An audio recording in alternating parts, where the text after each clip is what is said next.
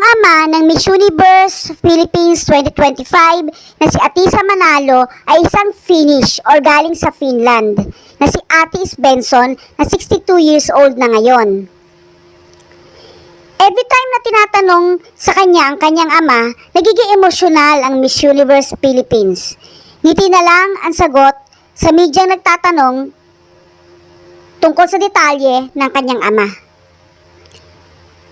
Sa isang pagkakataon, nagtaka si Miss Finland, Miss Universe 2024, nang bigla siyang nilapitan ni Atisa at marami itong tinanong tungkol sa Finland. At kitang-kita ang pagkainteresado ni Atisa na makita ang kanyang ama pagdating ng panahon.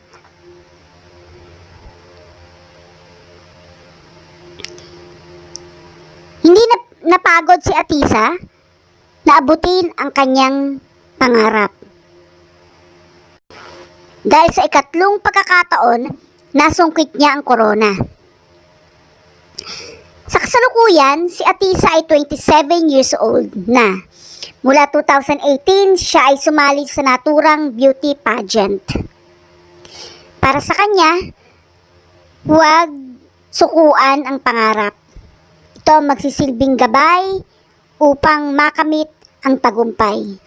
Mahirap man ang pinagdaanan, kailangan bumangon at magpatuloy. Congratulations, Miss Atisa Manalo, Miss Universe Philippines 2025.